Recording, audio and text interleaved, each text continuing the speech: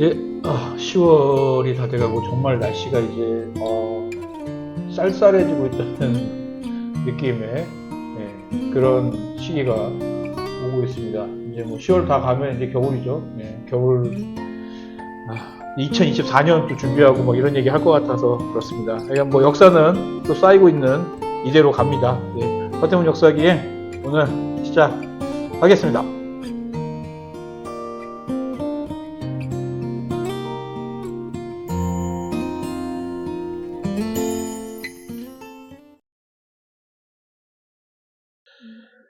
네, 서대문 91.3MHz 서대문 공동체 라디오 서대문 역사 기행의 황우환입니다. 네, 박정호입니다. 네, 어떻게 맨날 뭐 잘 지냈다는 얘기하는 건 너무 식상하죠. 네. 날씨가 너무 쌀쌀해져가지고 어떻게? 저는 좋습니다. 좋으십니까 오히려? 땀이 잘 안 나고. 운동하니까. 아니, 운동할 때는 뭐 당연히 땀이 나는데, 네. 평상시에도 더운 기운을 잘 못 느끼겠어서, 기분이 좋습니다. 그럼 약간 뭐 이렇게 네. 뭐라고 그러죠? 4개 중에서 뭐 이렇게 물어보면 저는 요거보다 조금 더 뒤, 한 11월, 약간 이렇게 덥고 뭐 약간 따뜻하다 이런 날씨는 별로 안 좋아하는. 네, 그렇습니다. 저는 추운 걸 안 좋아해가지고. 네. 추운 거는, 그러니까, 또 나이 얘기를 안 할 수가 없게 되는데, 나이가 조금씩 들어가니까 추운 게 힘들어지긴 하더라고요. 추운 게, 어릴 때는 추위가 별로 상관이 없었는데, 추위도 안 타고. 제가 군에 있을 때도 내복을 입고 지낸 적이 없어요. 진짜요? 네. 저도 꽤, 그래도 위도가 그렇게 낮지 않은 데 있었는데, 네, 그랬고, 근데 사실은 요거보다 한 2, 3주 정도 뒤를 더 좋아합니다. 그렇군요. 이 얘기까지 하면 좀 이상하게 보일 것 같아서 그 뒷얘기는 안 하겠습니다. 저는 뭐 근데 비가 오면 더 좋은데. 근데 저는 요즘 날씨는 약간 옷을 입기가 너무 힘들어가지고. 좀 그렇긴 하죠. 그러니까 뭐 잘못 입으면 너무 덥고. 특히 어제 같은 날은 좀 되게 따뜻하게 입고 나왔는데 어제 가려고 이제 버스를 탔는데 너무 더운 거예요 또. 그래서 뭐 땀냄새 날까 봐서 옆 사람들에게 내가 나는 건 상관없는데 옆 사람들이 땀냄새 맡고 그러면 기분 나쁘잖아요. 그래서 그럴까 해서 좀 한참 한 30분을 버스 타고 왔었던 게 있어서 옷 입기 좀 어려워서 조금 그런 거 말고는 저도 뭐 괜찮은 날씨인 것 같고 이제 10월 끝나고 그러면 11월, 12월 또 확 바뀌죠. 또 한 해가 올 것 같은. 요 정도 날씨가 사실 굉장히 짧을 거예요. 굉장히 짧죠. 그래서 즐길 수 있을 때 잘 즐기시면 좋겠습니다. 네, 등산도 좀 많이 가시고. 등산 인구가 많아져가지고. 그런 거 하기가 좋은 날씨죠. 특히 이제 코로나 풀리고 딱 요맘때잖아요. 그래서 등산하실 때 어디 뉴스를 봤는데 등산하시다가 부상자 수가 확 늘었답니다. 조심해서. 일단 많이들 가신다는 뜻일 것이고. 엄청 많이 가시니까 이제 다치는 확률도 높아지고 뭐 이런 것 같으니까 혹시나 굳이 등산이 아니더라도 어딘가 야외 활동하실 때 꼭 좀. 근데 정말 가벼운 산이라도 산 많이 가시는 분들은 산은 절대 산 앞에서는 자만하면 안 된다. 그렇죠. 거만하면 안 됩니다. 자, 그러면은 저희 이제 이야기하고 오래전 옛날로 다시 돌아오겠습니다.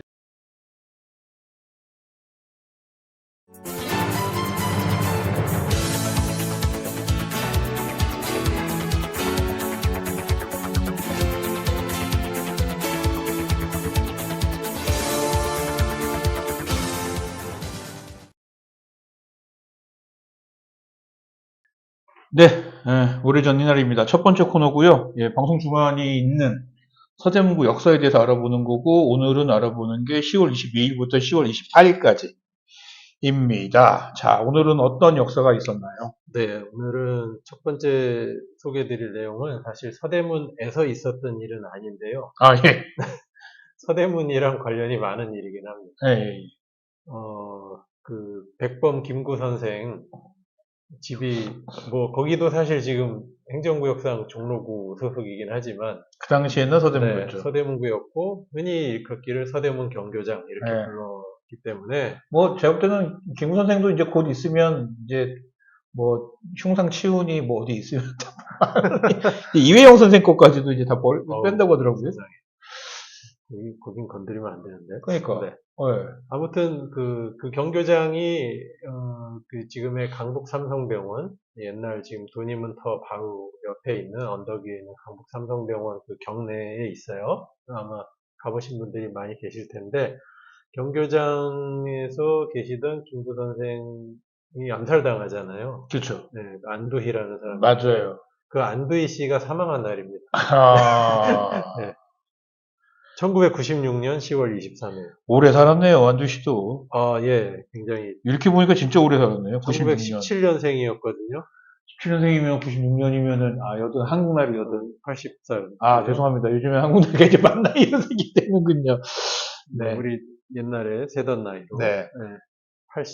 80에 돌아가셨네요. 안두희 씨가 사망한 날인데, 음, 그때 자택에서 사망하게 되는데 이제 인천이었고요. 네. 서대문에서 벌어진 일은 아닙니다. 서대문 경교장에서 백범을 암살했던 안두희가 사망한 날이다. 이렇게 정리하면 되겠고요. 백범을 암살한 날이 1949년 6월 26일이고, 그쵸. 네. 참, 이 안두희라는 사람, 그냥 뭐, 우리가 흔히 이제 이 사건을 놓고 그냥 그 사람에게 이렇게 갖게 되는 정서 말고도, 이게 이 사람 자체에 또 집중해 봤을 때, 어떻게 보면 참 기구하기도 하다 이런 생각이 들기는 했어요. 네. 네. 어떤 식으로든 역사상의 이름은 남기긴 했지만은 이게 이렇게 주동적인 사람이나 이런 게 아니라 어떻게 보면은 무기 혹은 이렇게 수단 이런 식으로 이름을 남긴 사람인 거죠. 네. 평안북도에서 태어나는데 고등학교 신의주에서 나오고 일본에 유학을 갔다가 이제 중퇴를 하고요. 중국 이런 데서 장사를 했다 이렇게 나오더라고요. 해방 후에 월남을 했어요. 지주 가정이었는데 그래서 월남을 했다고 해요. 다른 이런저런 배경들은 더는 모르겠고 내려와서 서북청년회 서북청년회 활동을 하고 군인이 되죠. 장교가 되고요. 그렇죠. 그래서 이 사람의 실제 소속에 대해서 여러 가지 설이 있어요. 공식적으로는 포병 장교인데 미군 방첩대 요원이었다는 설도 있고, 그 다음에 당시에 우익 테러 단체 백의사 단원이었다는 얘기도 있고, 그리고 실제로 이제 백범 암살의 배후에 이런 배경과 이제 더불어서 이승만 배우설, 이승만의 이제 측근 부하였던 방첩대장 김창룡 배우설. 맞아, 그렇죠. 네. 김창룡이라는 얘기를 제일 많이 들었던 것 같은데. 네. 혹은 미국 배우설도 있죠. 네. 그러니까 미국이 실제로 그때 한국의 우익 인사들 간의 경쟁을 오히려 부추기거나 본인들이 뭔가 이렇게 낙점하려 들고 이런 게 있었기 때문에 이런 설, 그 말고도 많이 있어요. 근데 이제 다 정확히 사실로 확인되기는 좀 어려워졌고, 아무튼 김구 선생 암살이 본인은 처음에 개인적 우발적이다라고 얘기하는데 그렇지만은 않은 것 같은 정황적인 증거들은 확실한 것 같고 그 암살 후에 체포돼서 무기형을 언도를 받는데 3개월 만에 15년으로 감형이 되고 그리고 이듬해 전쟁이 나잖아요. 그렇죠. 네, 그래서 형집행정지 석방돼서 다시 군복무를 하고요. 보통은 그 당시에 감옥에 있었던 사람들은 거의 다 이렇게 학살당하고 이랬었는데 형집행정지로 풀렸다는 거로 봐서는 누군가 내려가서 바로 꺼내줬다. 그러니까 그 얘기로는 어쨌든 정권의 비호를 받고 있는 인물이었다라는 건 확실한 것 같아요. 그렇죠. 네. 그리고 심지어 53년에 복권도 돼요. 그러니까 그런 것들이 다 이런 의심을 하게 만들어요. 그러네요. 그리고 심지어 군에서 일찍 전역하거든요. 네. 군납업체를 운영하는. 이거는 사실 그렇죠. 쉬운 일이 아니잖아요. 군납업체는 정말 보통 빼까지가 안 되는 것 같아요. 정말 이게 간단한 일이 아닌데. 그래서 당시에 강원도에서 세금이 몇 손가락 안에 들었다 이런 얘기도 있고요.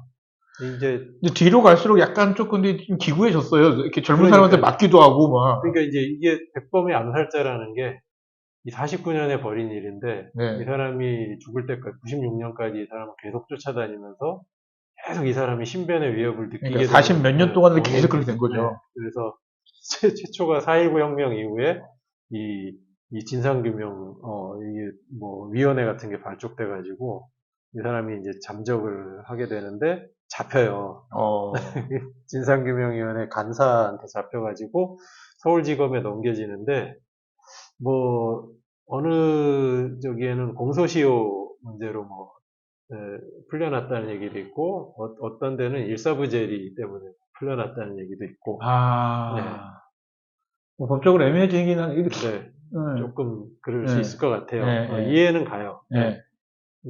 그러니까 이제 그 다음에 이 사람을 따라다니고 추적하던 사람들은 다 그냥 직접 이해를 가합니다. 그러니까 이제 네, 사적으로. 그래서 그게 65년부터 백범 독서 회장이었던 곽태영이라는 분한테 칼을 맞아요. 그러니까요. 목을 찔렸다고 그래요. 아이고. 그래갖고 곽태영 씨 증언도 죽었구나라고 생각했대요. 근데 살아납니다. 치료를 받고. 그 곽태영 씨가 잡혔을 거 아니에요. 그렇죠. 그리고 또 국민들이 석방운동을 벌이고 곽태영 씨는 징역 3년, 집행유예 5년 이렇게 또 풀려납니다. 징역 3년에 또 집행유예 5년이면 이게 지금 살인 미수인데. 그러니까 참 저는 이게 어렵다. 이렇게 표현해도 되는지 모르겠는데 참 재밌다는 생각이 들긴 했어요. 그러니까 백범의 암살자도 계속 국가 권력 내지는 그와 유사한 어떤 배후에서 계속 보호를 해주고, 그렇죠. 그다음에 그를 개인적으로 사적으로 처단하겠다고 나선 분들도 사실 이렇게 중형을 때리질 않습니다. 그러니까 중형을 못 때리는 분위기인 네. 거잖아요. 그리고 지금 많은 국민들이 계속 그 사람 구명운동을 하고요. 그 이후에도 그게 계속됐는데 1987년부터 몇 년간 권중희라는 분한테 이제 몽둥이 정의봉 이렇게 그렇죠. 맞아요. 보도도 많이 됐고 그게 제일 유명했던 것 같은데요. 이분이 계속 정기적으로 쫓아다니면서 폭행도 하고 납치도 합니다. 심지어. 그러니까 뭐 그냥 표현하자면 납치예요. 그래갖고 데리고 가서 그 자백을 해라 이런저런 배우들을 이렇게 해가지고 또 자백을 또 해요. 배우는 누구였다? 네, 뭐 이승만을 그 며칠 전에 찾아가서 만난 적이 있다고 그러더라. 뭐 이렇게 다 폭로가 됐는데 또 나중에 또 부인하죠. 내가 그 협박에 의한 거였다. 그럴 수 있지. 그 권중희 씨도 집행유예가 됩니다. 야, 이게 납치 감금까지 하고 협박까지 해. 그래서 이 일이 있고 나니까 94년에 국회 법사위 소위원회에서 백범 김구 선생 암살 진상조사 소위원회 이걸 만들어서 여기에 증인으로 출석하는데 배우를 밝히질 않죠. 밝히지 않고 드디어 1996년 10월 23일 인천 자택에서 또 이번엔 박기서라는 분, 그분의 또 정의봉 맞아서 이제 사망을 합니다. 이제 혹시 이제 살해된 거죠.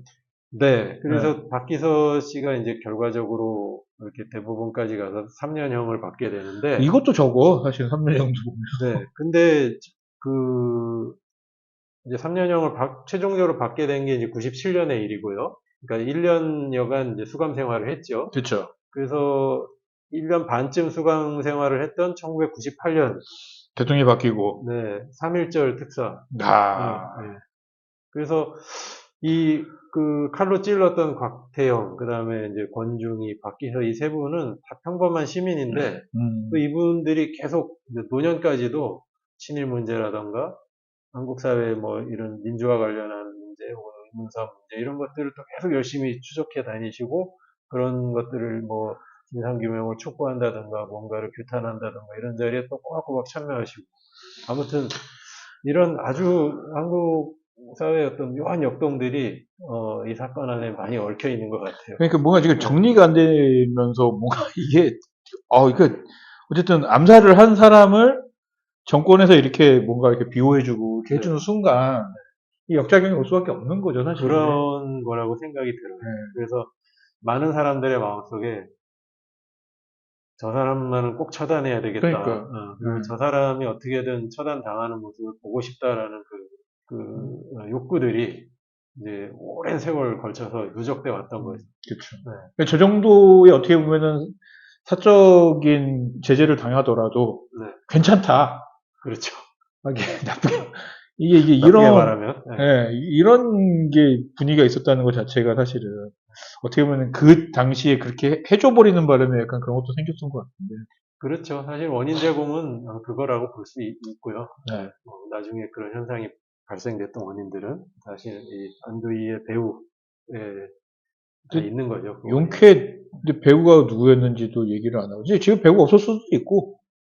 실제로. 뭐, 그렇죠. 여러 가지 그냥 정황 증거들이 있는 거니까요. 정황상 그냥, 그냥, 뭐라 그러죠? 보통 이게 그런 거 있잖아요. 그 어떤 추리소설 같은 거, 이게, 실제 높은 사람들은, 야, 너 누구 죽여? 이런 얘기 안 한다고 하잖아. 그러니까 직접 얘기하지 않죠. 그러니까. 야, 이게, 김구가 북한 가려고 한다는 것 같은데, 그때는 북한이 아니었죠. 그러니까 뭐 가려고 한다고. 되겠어? 뭐, 네. 이제, 누가 이러면. 누군가가 조금 못 가게 해야 되지 않겠어? 뭐 이 정도만 얘기하면 이제 가서 알아서 이제. 그런 경우들이 있기 때문에 사실 그 입증하기가 굉장히 어려운 거죠. 그쵸. 배우라는 것을. 그랬을 것 같습니다. 예, 예, 10월 23일, 1996년, 김구 암살범 안두희가 사망을 한 날입니다. 자, 두 번째, 어떤 게 있습니까? 네, 두 번째는 그 경교장 바로 건너편에서 있었던 일인데요. 네네네. 여기도 지금은 아마 중구일 겁니다, 중구. 네. 근데 아무튼 그 서대문이라는 이 지명을 붙여서 보통 여기를 불렀어요. 1934년 10월 25일에 우리나라 최초의 연극 전용 극장이라고 보통 일컬어지는 동양극장의 정초식이 있었습니다. 네네. 그 지금 어디냐면 그 문화일보 사옥. 그러니까 그 농협에서 조금 더 정동 사거리 쪽으로 가다 보면 문화일보 사옥이거든요. 네네네. 거기가 원래 동양극장이었고 지금 그 표지석이 있어요. 아, 여기가 있군요. 옛날에 동양극장이 있던 곳이다. 그러니까 뭐 말씀드린 대로 우리나라 최초의 연극 전용 극장이라고 하는데 뭐 요거는 뭐 생각하기에 따라서는 조금 뭐 좀 이견이 있을 수도 있다는 생각이 우리 옛날에 들고. 그 충정 아파트가 최초의 아파트냐 아니냐처럼. 그죠? 그러니까 공연장들은 있었거든요. 있었죠. 있었겠죠. 여기 이제 홍순원이라고 하는 사업가가 지은 거고요. 그 부인이 무용가였는데 배구자 씨라고. 이 배구자 씨는 저도 이름을 처음 봤는데 그 최승희라는 그 유명하잖아요. 최승희 있잖아요. 이 두 분이 쌍벽을 이루는 한국 당시 무용계에 배구자 씨가 조금 더 선배 격이고 둘이 앞서거니 뒤서거니 하면서 이제 유학을 하고 그다음에 명성을 얻고 그리고 돌아와서 또 다들 자기의 이제 연구소 이래가지고 제자들 기르는 곳을 차리고 다시 또 해외 공연을 다니고 배구자 씨는 돌아와서 이 동양극장을 설립하면서 거기를 자신의 이제 주 공연 무대로 삼은 거고요. 최승희는 이제 해외 공연으로 계속 돌아다니게 된 거고.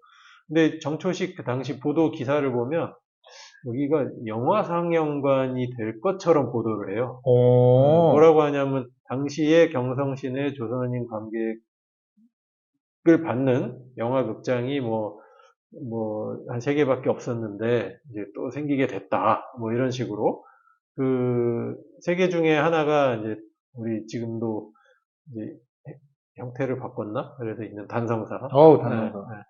그리고 또 하나는 그 김두한 영화에 나오는 우미관. 우미관. 네. 그게 다 이제 조선인 관객 받는 극장이었고, 근데 이게 아무튼 영화 상설관은 아니었고요. 실제로는 무대 공연 중심 극장이었던 거죠. 옛날에 극장들 시골 극장 같은 게 제 또래 분은 기억하시는데 이렇게 좀 큰. 예를 들면 옛날에 실린 극장 아니면 저기 어디 극장 이런 데 가면 공연이 극장 전용 극장이 아니라 맞습니다. 영화 전용 극장이 아니라 무대가 있습니다. 이렇게. 영화도 틀지만 뭔가 공연도 할 수 있는. 막 앞에 이렇게 무대처럼 그렇죠. 만들어놔서 뭔가 공연을 할 수 있게. 그러니까 다목적으로 만들어. 행사를 많이 합니다. 국회의원 출마 무슨 선언 같은 것도 그런 데서 막 하고 옛날에. 그렇죠. 극장 무슨 빌려서 큰 행사 같은 거 있으면 거기서 하고 막 이랬던 거가 있죠. 맞아요. 되게 다목적으로 지어놨던 거기 때문에. 쓰이는 거예요. 근데 여기 동양극장도 이제 실제로 그런 그 배구자 씨를 중심으로 한 무용 중심의 공연 극장이기도 했고, 그러니까 연극만 한 건 아니었던 거예요. 그렇죠. 그런데 개관할 때부터 연극이 계속 올라왔대요. 그래서 실제로 여기가 나중에 조선 대중극의 이제 메카처럼 됐다고 합니다. 조선 연극의 정점이었다. 규모가 상당히 컸던 거예요. 700석 정도가 됐고. 700석이 진짜 크네요. 회전식 무대. 그러니까 그 당시에 두 번째로 컸는데 제일 큰 극장이 지금의 그 서울시 의회 건물 있죠. 세종문화회관 소강당으로도 썼던. 거기가 이제 제일 컸고. 거기는 1000석이 넘었다고 하고요. 여기가 700석 규모로 두 번째로 컸고, 회전식 무대도 있었고, 이 배구자 씨는 이제 무용만 한 게 아니라 그 악극단을 끼고 있어가지고, 공연까지 가능했었던. 그래서 뭐 음악 연주도 하고, 그러니까. 여러 가지 레퍼토리가 올라갔던 것 같고요. 실제로 직업으로서 연극 생활이라는, 연극판이라는 데서 생활이 가능하다는 거를 최초로 보여준 곳이라고 해요. 그래서 전속극단이 있었고, 그 다음에 전속극단이 아니어도 여러 극단들이 여기를 계속 같이, 공간을 전용으로 사용하면서 돌아가면서 이제 공연을 올리는 거죠. 우리나라 연극계의 메카가 되었고, 이제 대표작이 있어요. 여기서 상영되었던, 홍도야 우지마라는 노래 있잖아요. 그렇죠. 그 제목이 그거인 것처럼도 알려지긴 했는데, 원래 제목은 사랑에 속고 돈에 울고, 그래서 이 해방 전에 동양극장에서 최초 상연이 된 다음에, 해방 전에 뭐 10여 차례 상연이 되었던 당시 우리나라 최고 인기극. 그리고 실제로 뭐 홍도가 오빠를 공부시키느라고 기생이 되잖아요. 그래서 이 초연을 할 때, 그 당시 경성 시내 기생. 어디서 기사, 저도 그 기사 모여들어가지고. 기사 본 것 같아요, 그죠? 난리도 아니었다고 합니다. 그러다가, 설립했던 홍순원 씨가 사망을 1930년대 말에 한 다음에, 약간 운영난에 빠지고, 그 다음에, 그래서 한번 주인이 바뀌었는데, 그 다음에도 연극 공연장으로서 역할은 지속했던 것 같고, 6.25 때 두 번째 극장주가 납북이 되면서, 그 다음 새롭게 이제 인수한 사람들이 여기를 영화관으로 또 바꿔서 썼어요. 그래서 영화관으로 운영되다가 76년에 폐관되고, 90년대에 들어와서 철거가 됩니다. 근데 그 당시 많은 공연 예술계 연극인 이런 분들이 다 반대를 많이 했었다고 그래요. 그러니까 이제 뭐 그런 거죠. 뭐 같이 건물 지어놓고 이 건물을 극장으로 쓸 건가, 아니면은 이렇게 연극 공연장으로 쓸 건가, 이거는 이제 사실 선택하기 나름이었던 것인 거죠. 근데 이제 여기는 확실히 이제 연극 전용 극장을 할 수 있는 게 연극이나 공연을 계속 했던 거죠. 영화를 할 수 있었지만 안 한 거죠. 그러니까. 그렇죠. 그러니까 상당히 한국 대중예술계에서는 의미가 있는 공간이었다. 흔히 서대문 동양극장 이렇게들 많이 불리던 곳이었다라고 하죠. 네. 역사 속에 이렇게 다 이렇게 사라진 것들이 많네요. 네. 그렇습니다. 1934년 10월 25일 우리나라 최초 연극 전용극장 동양극장 정초식이 있었습니다. 자, 1부 오래전의 날 여기까지 하고 2부로 다시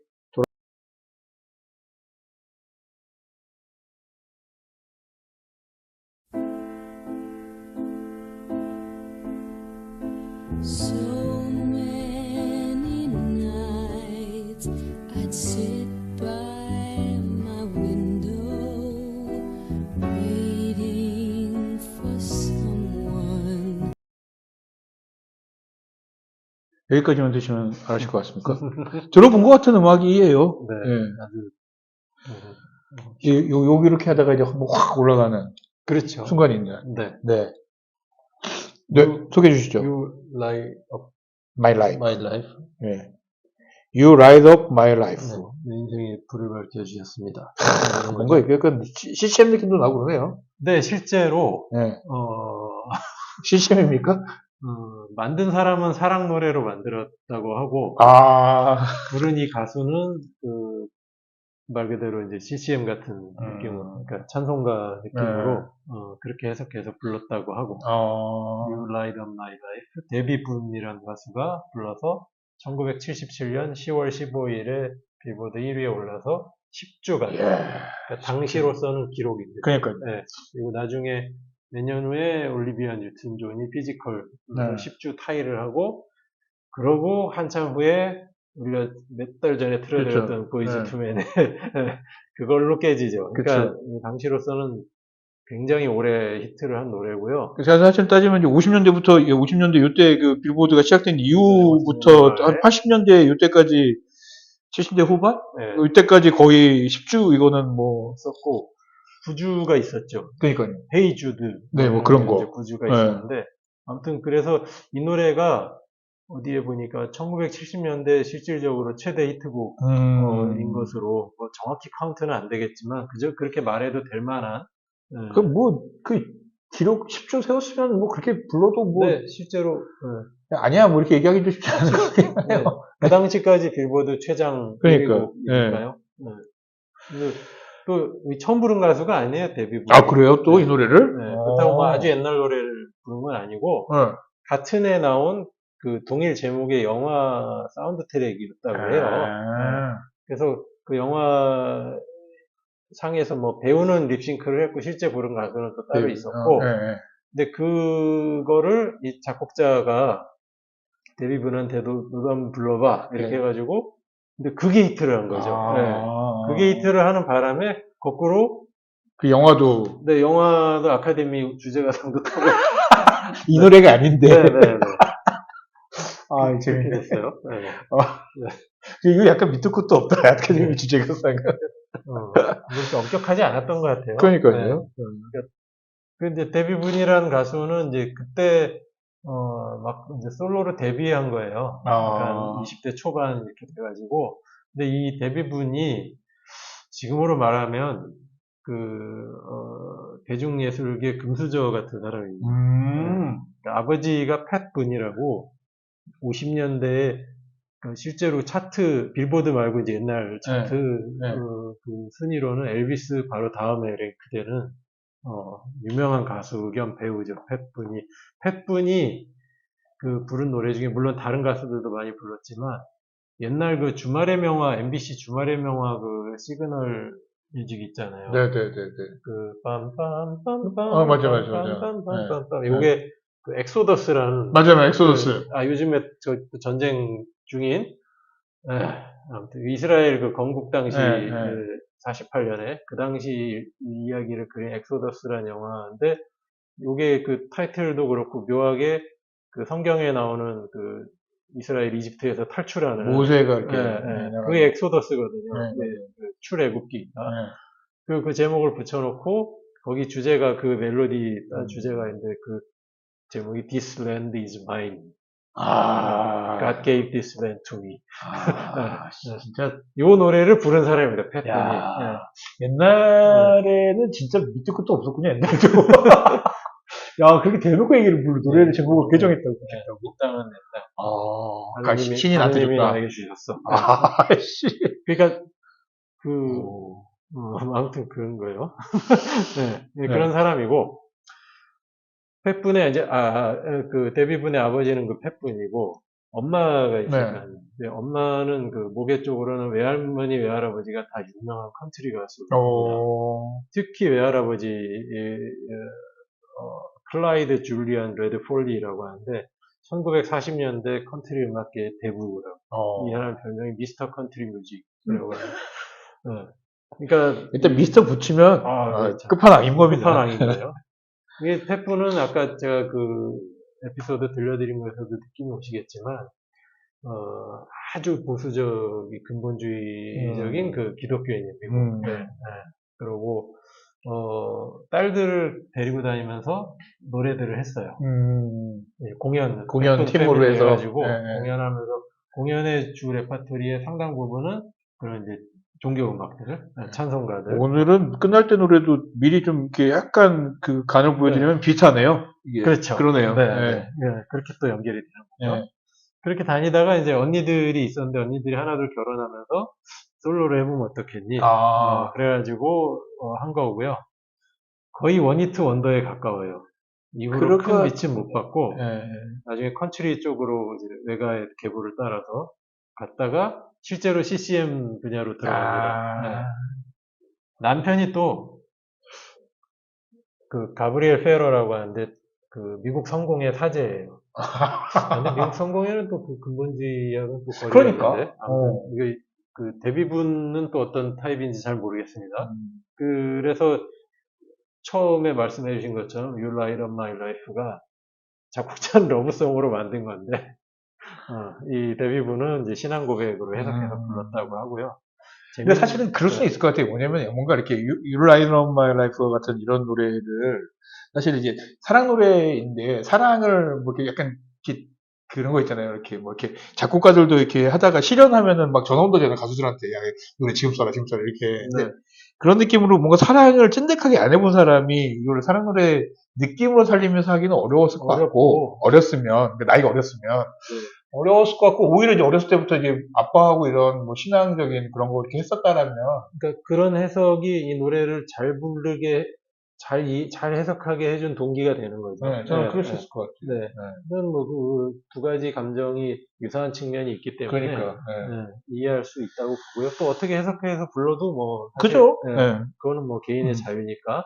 근데 흥미로운 점은 남편도 아주 연예계에서 이 위상이 좋은 집안. 아, 집안 사람인데 네, 사제가 된 가브리엘 거예요? 네. 아버지가 이제 호세 페러라고 히스패닉 배우로서는 제일 유명했던 인물. 골든글로브도 타고 토니상도 타고. 어머니가 로즈메리 클루니라고. 클루니 누군가 떠올리시죠? 조지 클루니. 네, 그 집안입니다. 오. 네. 그러니까 조지 클루니가 그러니까 이 데뷔분의 남편 가브리엘 페러의 외삼촌의 아들이에요. 네, 그렇게 됩니다. 외삼촌 아들이 외사촌이라는 얘기인데 외사촌이면 되게 가까운 사이인데. 네, 외사촌간입니다.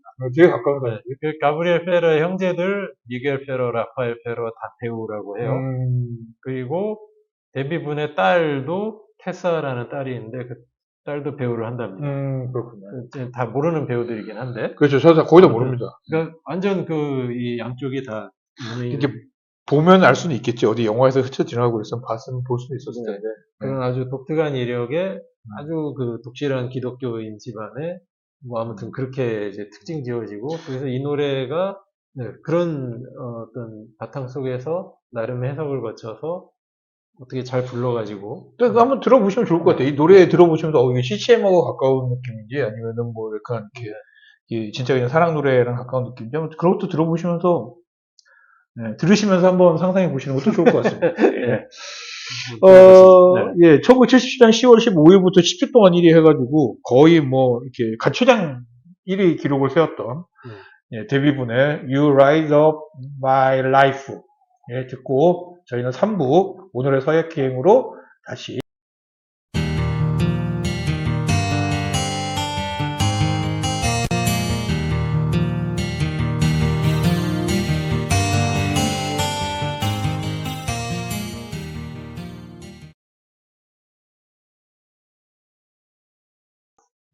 네, 여러분은 지금 YFM 91.3MHz 서대문 007 라디오의 서대문 역사기행 듣고 계십니다. 노래가 나온 동안 둘이서 이 노래가 좋긴 한데 10주 동안 1위를 할 만한 노래인가에 대한 이야기를 하는 잘 모르긴 합니다. 뭐 경쟁력이 없었고 우리가 모르는 그 당시 미국의 어떤 굉장히 뭔가를 이렇게 막 후벼파는 그런 뭘 느낌이 건드렸을까요? 그러니까 그랬을 수도 있고 정말 그냥 제 생각처럼 그냥 뭐 경쟁국이 없어서 10주 내내 1등. 아까 말했던 피지컬 그것도 저는 뭐 20주짜리라고 약간 이런 생각하거든요. 그렇긴 합니다. 이게 물론 뭐가 있었겠죠. 자, 그렇게 얘기하고 오늘의 서예기행. 자, 오늘의 주제는 뭔가요? 네,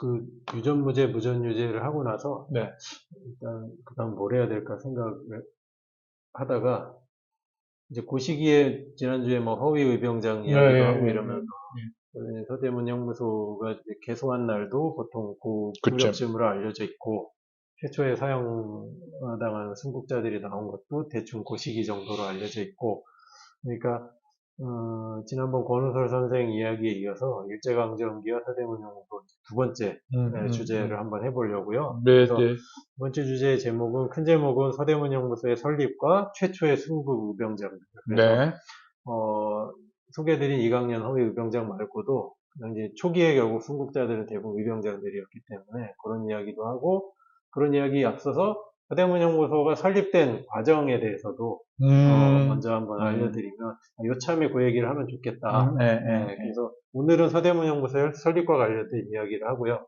묘하게 어쨌든 얘기들이 지금 전국적인 이슈하고도 겹치는 그런 느낌이 있어서 서대문의 이야기가 반드시 서대문만의 이야기가 아닌 것 같다라는 생각도 들기는 합니다. 여기가 좀 그런 육사 문제는 이번에 지금 국감 보니까는 뭐 또 참모총장이 나와가지고 할만하다 이렇게 얘기하던데 그냥 무슨 소리 하는지 잘 모르겠습니다, 저는. 네. 네. 자, 설립부터 해서. 네. 그, 이른바 뭐 그 개념에 대해서 논란은 많지만 이른바 근대식 사법 혹은 근대식 행정제도 이런 게 도입되기 시작한 거는 우리 그 갑오개혁 때부터 그쵸. 네, 1894년 그때부터 1894년, 맞죠? 네, 1894년. 그러면 이게 계산해보면은 일본 메이지 유신이 한 1868년인가 그러니까는 네네, 20 몇 년 사이 텀이 있군요. 그렇죠. 네. 그 이전에는 이제 우리 육조가 있잖아요, 육조. 그쵸. 그래서 형조에서 관리하는 전옥서가 있었고, 네. 전옥서라는 게 사실은 그냥 단순 감금 시설이에요. 왜냐하면은 요즘은 이제 일정 기간의 형을 살고 이렇게 이제 그걸 자유형이라고 하나요? 그죠? 네. 그렇게 얘기했지. 옛날에는 그런 게 아니고, 뭐, 귀양을 가거나, 그쵸. 네.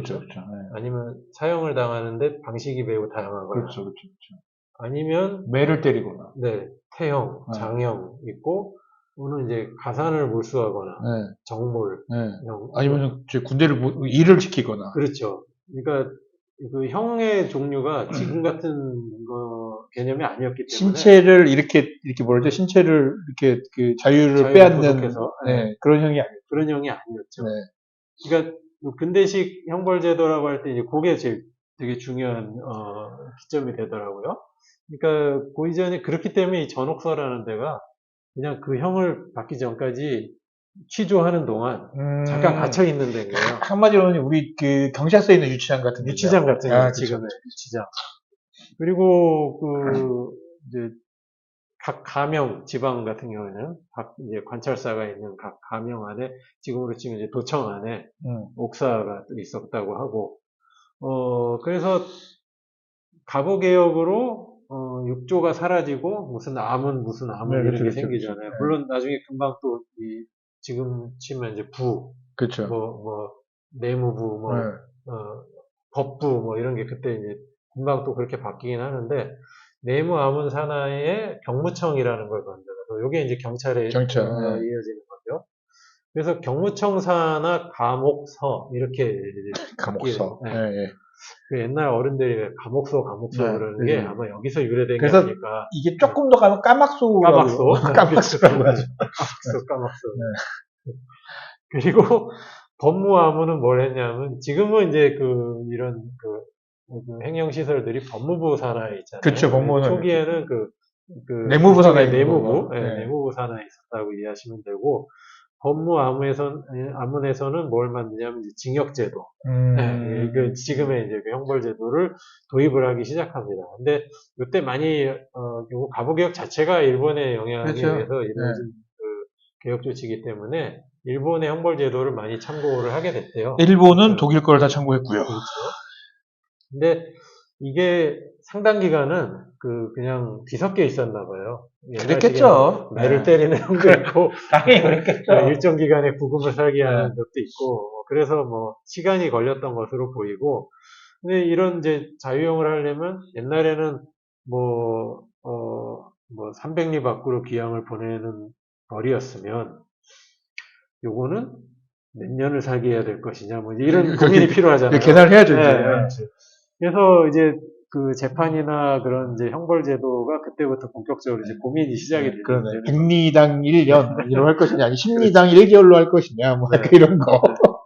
그러면서 이제 감옥서의 직제와 운영 방식도 계속 정비해 나가게 되는 거고, 1900년대 들어오면 더 체계화 작업이 진행돼서 이제 대한제국 초반 그 정도 되면은 의사도 배치되고요. 감옥서 안에 남녀도 구분해서 수감하고 이거를 그렇게 큰 변화라고 얘기를 해야 되는지 잘 모르겠지만 그랬다고 해요. 네네. 그랬다고 하는데 이제 1905년 이후로 이제 통감 정치 시대가 시작이 되잖아요. 그렇죠. 그때부터 그러니까 뭐 일본의 영향은 받았지만 아무튼 자체적으로 좀 새롭게 변모하던 이런 형벌 제도가 이제 강압적인 식민 통치 기구의 그냥 어떤 도구로 이렇게 변화됩니다. 당연히 감옥서 운영에도 일제의 그런 제도가 더 뚜렷하게 이식이 되고 특히 이제 기점이 되는 해가 1907년인데 이해 7월에 이제 고종이 강제로 퇴위하게 되고, 그쵸. 그 다음에 그 일본에서는 군대를 파견하고, 그리고 7월 이제 하순 가면은 우리가 흔히 정미 7조약 옛날에 이렇게 불렀던 그 한일 신협약이라는 걸 하게 네, 됩니다. 네. 그리고 8월에 군대가 해산되고, 그쵸. 그러니까 요때부터 일본이 그 본격적으로 조선에 이제 내정에까지 치고 들어오면서 거기에 저항하는 사람들에 대한 나름의 대응책들을 본격적으로 마련하는 시기거든요. 당연히 이 사법제도나 형벌제도가 거기에 주된 내용을 차지하게 되고, 정미 7조약의 주요 내용이 사실 그런 거예요. 일단은 제가 몇 대목만 읽어드리면 1조 대한민국 정부는 시정 개선에 관해 통감의 지도를 만든다. 지도를 받는다. 네. 2조 대한제국 정부는 법령의 제정 및 중요한 행정상의 처분은 미리 통감의 승인을 거친다. 승인을 거친다. 3조 대한민국의 사법사무는 보통 행정사무와 구별한다. 이제 사법과 행정을 나눈다. 나눈 이유가 있죠. 4조 대한제국 고등관리의 임명은 통감의 동의를 얻어 행한다. 5조 대한제국 정부는 통감이 추천하는 일본인을 대한제국 관리에 임명한다. 그래서 추천하는데 임명한다요? 그건 추천이 아닌데, 그건? 그러니까 그 을사늑약은 조선의 외교권, 그쵸. 외교적 네. 주권을 박탈한 거라면 요 정미조약은 이제 자치에 대한. 행정, 입법, 네. 사법 나중에 사법 그러니까 그 나중에 알려진 건데 이토 히로부미랑 이완용 사이에 이면 계약이 또 있었대요. 거기에 내용이 사실은 다 이 사법과 관련된 겁니다. 그러니까 한일 양국인으로 구성된 재판소를 설치한다. 네. 간수장 이하 그 감옥서 이 직원의 반수를 일본인으로 한다. 그 다음에 군대 해산.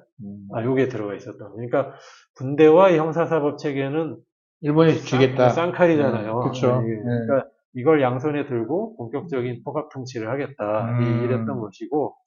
근데 일본이 이제 그 조선의 그 대한제국의 사법제도가 너무 후진적이다. 이런 구실로 사법을 행정이랑 분리시켜라. 이제 이 얘기를 했다고는 하는데, 그건 다 걸면 다 거는 거니까. 그쵸. 그래서 사실은 저항 세력, 본격적으로 이제 그 예측되는, 대규모의 저항 세력 탄압을 위한 그 합법적인 처벌 근거를 마련하는데 그 주목적이 있었다라고 볼 수 있을 것 같고요. 그래서 사법제도를 다 장악을 당해요.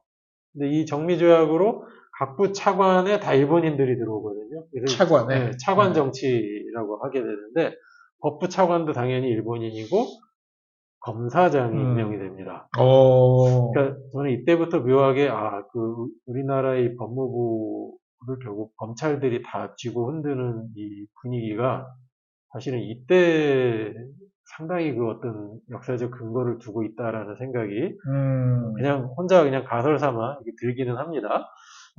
그리고 각종 재판소장들도 아까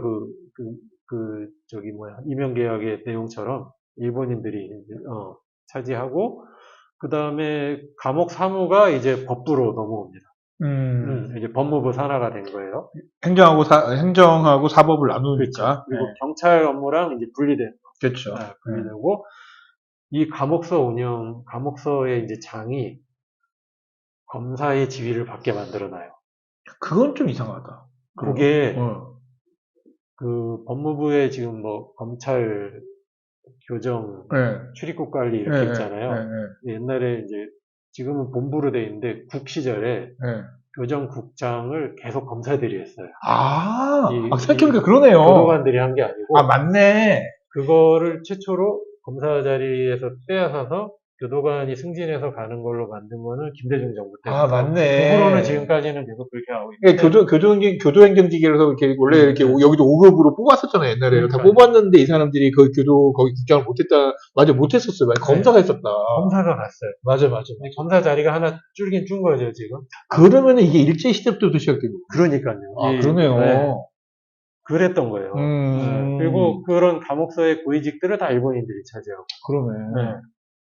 기본적으로 이제 그런 분위기, 일본인 권한이 굉장히 조직적으로 강화되는 분위기가 있었고, 그 분위기 속에서 1907년 12월에 경성감옥서라는 이름의 시설이 설치가 됩니다. 현대식 감옥인 건가요? 이거는 시설이 아닌 거죠, 그러니까. 네. 부서. 아니, 기존 시설을 사용했는지는 모르겠는데 네. 아무튼 요때 서대문연구소 자리로 시작이 된 건 아니고요. 아, 그렇죠. 그렇죠. 아마 네. 시내 어딘가에. 근데 이 무렵부터 이제 의병 등에 대한 이런 것도 이제 강화되던 시기고. 의병들이 이제 한참 그 군대 해산되고 나서 이럴 그렇죠, 때니까. 그렇죠. 네. 그 실제로 경찰 업무도 헌병들이 하잖아요.